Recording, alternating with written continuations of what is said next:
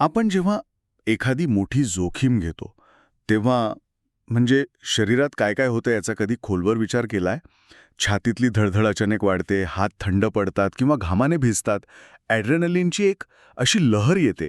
आपल्याला साधारणपणे कसं वाटतं की हा सगळा प्रतिसाद आहे, म्हणजे आपला तर्कशुद्ध मेंदू निर्णय घेतो आणि मग शरीर प्रतिक्रिया देतं. म्हणजे मेंदू चालक आणि शरीर केवळ प्रवासी, असं काहीचं. पण इथेच एक वेगळा विचार आहे, जो खूप महत्वाचा असू शकतो. काय होत असेल जर ही प्रक्रिया उलटी असेल तर? म्हणजे आपलं शरीर, आपले हार्मोन्स, आतड्यांमधून येणाऱ्या त्या काय म्हणतात त्याला, गट फिलिंग्स, आपली एकूण शारीरिक स्थिती, हेच आपल्या मेंदूला संदेश देत असेल तर, हेच ठरवत असेल की कधी आपण एकदम धाडसी व्हायचं आणि कधी घाबरून मागे हटावं. बरोबर. आणि हाच विचार आपल्याला एका वेगळ्या जगात घेऊन जातो, नाही का? आज आपण याच विचाराचा जरा बारकाईने मागोवा घेणार आहोत. जॉन कोट्स यांचं एक पुस्तक आहे, the hour between dog and wolf, risk taking, gut feelings and a biology of boom and bust. आजच्या आपल्या चर्चेचा आधार हेच पुस्तक आहे. हे पुस्तक मानसशास्त्राच्या पलीकडे जाऊन जोखीम घेण्यामागचं जीवशास्त्र सांगतं. म्हणजे आपले निर्णय किती जैविक असू शकतात यावर बोलतं. हो, आणि जॉन कोट्स यांची पार्श्वभूमीच या विषयाला एक खास वजन देते खरं तर. ते आधी वॉल स्ट्रीटवर एक हाय प्रोफाईल ट्रेडर होते, म्हणजे जिथे दररोज प्रचंड उलाढाल आणि दबाव असतो. आणि मग नंतर त्यांनी चक्क मार्ग बदलला आणि ते केम्ब्रिज विद्यापीठात न्यूरोसायन्स आणि फायनान्सचे अभ्यासक बनले. म्हणजे त्यांनी दोन्ही जगं अनुभवली, पैशाचं वेगवान जग आणि मेंदू आणि शरीराचं ते गुंतागुंतीचं विज्ञान. किती किती विलक्षण प्रवास आहे हा. म्हणजे स्वतः अनुभवलेल्या त्या दबावाच्या क्षणांचं, त्याचं वैज्ञानिक विश्लेषण करण्याची इच्छा. आणि पुस्तकाचं शीर्षक दी आवर बिटवीन डॉग अँड वुल्फ हे सुद्धा खूप अर्थपूर्ण वाटतंय. ही एक जुनी फ्रेंच म्हण आहे म्हणे, लर ऑन्त्र शिया ए लूप. हो, अगदी. याचा शब्दशः अर्थ आहे कुत्रा आणि लांडगा यांच्यातला तास किंवा वेळ. ही संधिप्रकाशाची वेळ असते, पहाटेची किंवा संध्याकाळची, जेव्हा उजेड इतका कमी असतो की की दूरवर दिसणारी आकृती आपल्या ओळखीच्या विश्वासू कुत्र्याची आहे की धोकादायक जंगली लांडग्याची, हे निश्चितपणे सांगता येत नाही. एक संदिग्धतेची वेळ, नाही का, अनिश्चिततेची. आणि कोड्स हे रूपक वापरतात त्या व्यक्तीसाठी जी प्रचंड दबावाखाली धोका पत्करत आहे.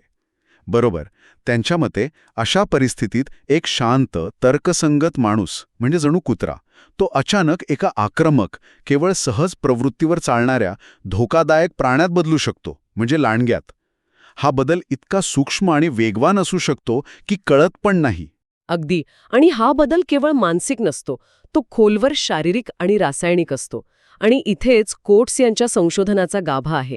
ते म्हणतात की विचार करणं, विशेषतः दबावाखाली निर्णय घेणं, ही काही फक्त डोक्यात घडणारी क्रिया नाहीये. ते संपूर्ण शरीराचं एक नाट्य आहे, ज्यात हॉर्मोन्स ते महत्वाची पात्र साकारतात. अच्छा. तर आजच्या आपल्या या सखोल चर्चेत आपण याच जैविक नाट्याचा आणि त्याच्या पात्रांचा, विशेषतः 2 मुख्य हॉर्मोन्सचा अभ्यास करणार आहोत. कसं आपलं शरीर आपल्या नकळतपणे जोखीम घ्यायला किंवा टाळायला भाग पाडतं आणि त्याचे परिणाम काय होतात. सुरुवात करूयात त्या हॉर्मोनने जो आपल्याला लांडगा बनवतो, टेस्टोस्टेरॉन. सामान्यतः हे पुरुषांशी जोडलं जातं, पण स्त्रियांमध्येही हे असतं आणि जोखमीच्या संदर्भात दोघांवरही त्याचा प्रभाव पडतो. कोट्स यांच्या मते जेव्हा एखादा ट्रेडर किंवा कुणीही सलग यश मिळवतो, बाजारात पैसे कमावतो, एखादा आव्हान जिंकतो, तेव्हा त्यांच्या शरीरात टेस्टोस्टेरॉनची पातळी वाढते. यालाच ते विनर इफेक्ट म्हणतात ना. म्हणजे जिंकण्यामुळेच आणखी जिंकण्याची शारीरिक आणि मानसिक तयारी होते. बरोबर. पण हे फक्त मानसिक नाहीये, हे शारीरिक आहे. हे महत्वाचं आहे. वाढलेलं टेस्टोस्टेरॉन आत्मविश्वास प्रचंड वाढवतं, व्यक्तीला अधिक आशावादी, अधिक धाडसी बनवतं. धोका पत्करण्याची क्षमता आणि इच्छा दोन्ही वाढतात. त्यांना वाटू लागतं की ते परिस्थितीवर नियंत्रण ठेवू शकतात, ते इतरांपेक्षा हुशार आहेत, ते चुका करूच शकत नाहीत. जणू काही जग त्यांच्यासाठीच बनलं आहे. कोट्स वर्णन करतात की अशावेळी ट्रेडर अधिक वेगाने निर्णय घेतात, अधिक मोठ्या रकमेचे सौदे करतात. हे ऐकायला तर म्हणजे चांगलं वाटतंय, आत्मविश्वास वाढणं वगैरे. पण मग या धोका कुठे आहे? धोका आहे अति होण्यात. टेस्टोस्टेरॉनमुळे आलेला आत्मविश्वास हा नेहमी वास्तवावर आधारित असतोच असं नाही. तो व्यक्तीला अवास्तव आशावादी बनवतो. ते धोक्याचे इशारे ते दुर्लक्षित करू लागतात. त्यांच्या विश्लेषणात चुका होऊ लागतात कारण त्यांना वाटतं की ते चुकीचे असूच शकत नाहीत. हीच ती लँडग्याची अवस्था आहे, आक्रमक सहज प्रवृत्तीवर चालणारी पण सावधपणा गमावलेली. अच्छा, म्हणजे ट्रेडिंग फ्लोअरवर जेव्हा सगळे जिंकत असतात तेव्हा तिथे जणू टेस्टोस्टेरॉनचा पूर आलेला असतो आणि त्यामुळेच बाजारात कृत्रिम तेजी, मार्केट बबल्स तयार होऊ शकते. अगदी तसंच. कोट्स याला इररॅशनल एक्झुबरन्स, अवास्तव उत्साह ची जैविक मुळं मानतात. प्रत्येकजण स्वतःला जिनियस समजू लागतो कारण त्यांचं शरीर त्यांना तसं सांगत असतं. हे सामूहिक हॉर्मोनल वादळ बाजाराला वास्तवापासून खूप दूर घेऊन जातं. नियम, सावधगिरी, इतिहास सगळं विसरलं जातं. प्रत्येकजण त्या टेस्टोस्टेरॉनच्या लाटेवर स्वार झालेला असतो, हे विसरून की लाट कधी ना कधी ओसरणार आहे. आणि जेव्हा ती लाट ओसरते, जेव्हा बाजार उलटतो, नुकसान व्हायला लागतं, तेव्हा काय होतं? तेव्हा मग दुसरा खेळाडू येतो रंगमंचावर. बरोबर. तेव्हा येतो कॉर्टिसॉल. हा आपला मुख्य तणाव संप्रेरक, स्ट्रेस हॉर्मोन. जेव्हा धोका जाणवतो, नुकसान होतं, अनिश्चितता वाढते, तेव्हा शरीर कॉर्टिसॉल बाहेर टाकतं. आणि याचा प्रभाव हा टेस्टोस्टेरॉनच्या अगदी विरुद्ध असतो. म्हणजे आत्मविश्वास जातो आणि भीती येते. भीती येते आणि ती अक्षरशः शारीरिक असते. कॉर्टिसॉल धोका टाळण्याची प्रवृत्ती वाढवतं. व्यक्ती भित्री, चिंताग्रस्त, निराशावादी बनते. निर्णय घेण्याची क्षमता कमी होते. साध्या साध्या गोष्टींवर लक्ष केंद्रित करणं कठीण होतं. कोट्स म्हणतात, ट्रेडरच्या पोटात जो भीतीचा गोळा येतो ना, तो याच कॉर्टिसॉलमुळे असतो. ही भावना इतकी तीव्र असू शकते की ती व्यक्तीला अक्षरशः गोठवून टाकते. यातूनच लर्न्ड हेल्पलेसनेस म्हणजे शिकलेली असहायता येते, असं तुम्ही आधी म्हणाला होतात. हो. जेव्हा सलग नुकसान होतं किंवा परिस्थिती नियंत्रणाबाहेर आहे असं वाटतं, तेव्हा कॉर्टिसॉलची पातळी दीर्घकाळ वाढलेली राहते. यामुळे व्यक्तीला वाटू लागतं की आपण काहीही केलं तरी फरक पडणार नाही, अजून नुकसानच होणार. त्यामुळे ते कोणतीही कृती करत नाहीत. चांगल्या संधी समोर आल्या तरी त्या घेत नाहीत. किंवा अगदी टोकाची प्रतिक्रिया म्हणून प्रचंड घाबरून मिळेल त्या कमी किमतीत आपल्या गुंतवणुका विकून टाकतात, ज्यामुळे तात्पुरत्या नुकसानीचं कायमच्या नुकसानीत रूपांतर होतं. हे तर खूपच गंभीर आहे. म्हणजे आत्मविश्वासाने भरलेला लांडगा अचानक एका घाबरलेल्या असहाय्य कुत्र्यात बदलतो. अगदी. आणि हे बाजारातील मोठ्या घसरणीचं, मार्केट क्रॅशचं जैविक स्पष्टीकरण असू शकतं, असं कोट सुचवतात. जेव्हा भीतीची लाट पसरते तेव्हा कॉर्टिसॉलचा वादळ येतं. तर्कसंगत विचार बाजूला पडतो आणि केवळ टिकून राहण्याची, स्वतःला वाचवण्याची सहज प्रवृत्ती वरचढ ठरते. एका ट्रेडरची भीती दुसऱ्याला लागते आणि बघता बघता संपूर्ण बाजार कॉर्टिसॉलच्या गर्तेत ओढला जातो. याचा अर्थ हे एक धोकादायक चक्रव्यूह आहे. जिंकणं, जास्त टेस्टोस्टेरॉन, जास्त धोका पत्करणं आणि अजून मोठं यश किंवा मग थेट मोठा खड्डा. आणि दुसरीकडे हरणं, जास्त कॉर्टिसॉल, धोका टाळणं किंवा घाबरून कृती करणं, नुकसान निश्चित करणं. हे एक शक्तिशाली जैविक प्रतिक्रिया चक्र, बायोलॉजिकल फीडबॅक लूप आहे. हो ना.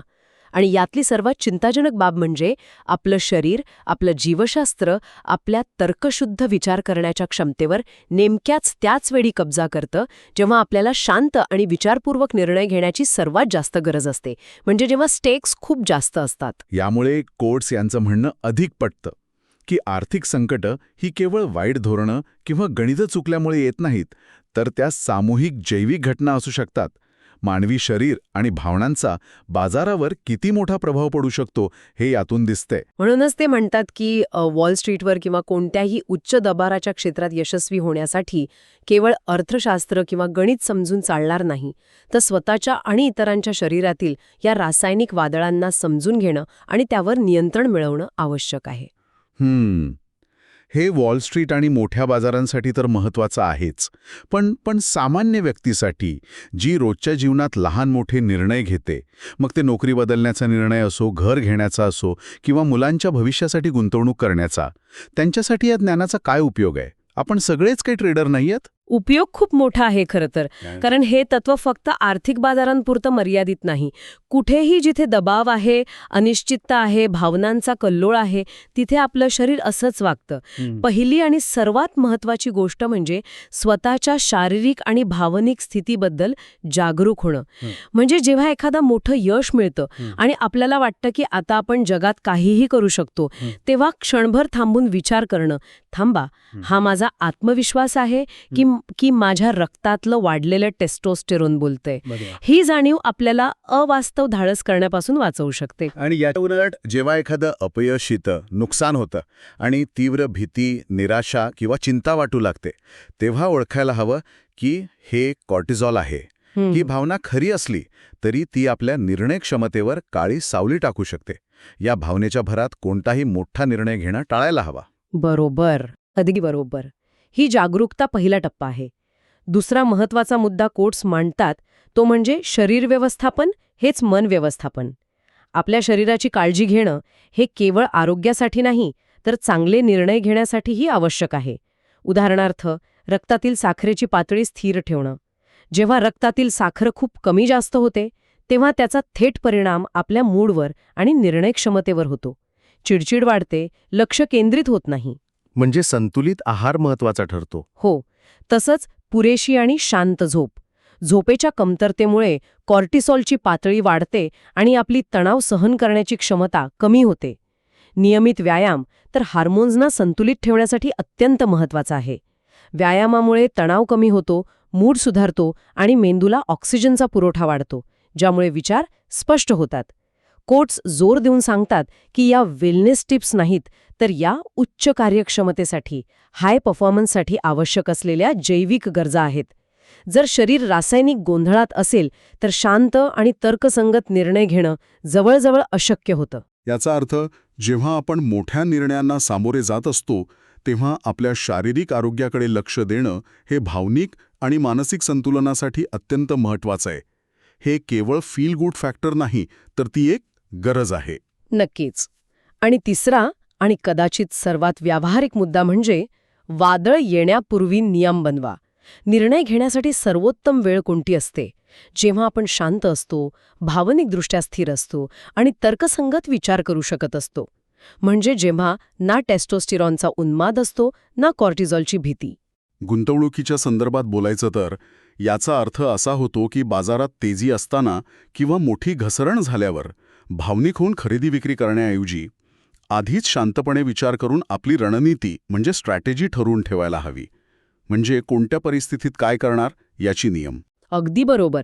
उदाहरणार्थ, माझ्या गुंतवणुकीचं मूल्य इतक्या टक्क्यांनी वाढलं की मी काही भाग विकून नफा बाजूला काढेन, किंवा जर बाजार इतक्या टक्क्यांनी पडला तरी मी घाबरून विकणार नाही, उलट अजून गुंतवणूक करेन. असे स्पष्ट आकडेवारीवर आधारित नियम बनवणं. हे नियम म्हणजे जणू काही आपल्या शांत तर्कसंगत मीने भविष्यातल्या भावनिक हॉर्मोनल प्रभावाखाली येऊ शकणाऱ्या मीसाठी तयार केलेले सुरक्षा कवच आहेत. जेव्हा प्रत्यक्षात बाजारात वादळ येतं तेव्हा भावनांवर नियंत्रण ठेवणं कठीण होतं, पण हे पूर्वनिश्चित नियम आपल्याला चुकीचे निर्णय घेण्यापासून वाचवतात. हे फक्त गुंतवणुकीसाठीच नाही तर आयुष्यातल्या इतर महत्त्वाच्या निर्णयांनाही लागू होऊ शकतं. जसं की नोकरीत खूप तणाव असताना किंवा खूप यश मिळाल्यावर मोठे निर्णय घेण्याऐवजी शांत वेळी विचार करून काही मार्गदर्शक तत्त्व ठरवून ठेवणं. निश्चितच. मुद्दा हा आहे की आपल्या आत दडलेल्या प्राणी, त्या कुत्र्या आणि लांडग्याच्या शक्तीची जाणीव ठेवणं आणि त्याला आपल्यावर पूर्णपणे हावी होऊ न देणं. आपण आपल्या तर्कशक्तीचा वापर करून या जैविक प्रवृत्तींना योग्य दिशा देऊ शकतो. खरंच हे पुस्तक आपल्याला आपल्या निर्णय घेण्याच्या प्रक्रियेकडे एका पूर्णपणे नवीन आणि जैविक दृष्टिकोनातून पाहायला लावतं. आपण केवळ विचार करणारे यंत्र नाही तर भावना आणि रसायनशास्त्र असलेले जिवंत प्राणी आहोत. आणि हीच आपल्या चर्चेची मुख्य शिकवण आहे असं म्हणायला हरकत नाही. निर्णय घेणं ही कधीच पूर्णपणे 100% तर्कसंगत प्रक्रिया नसते.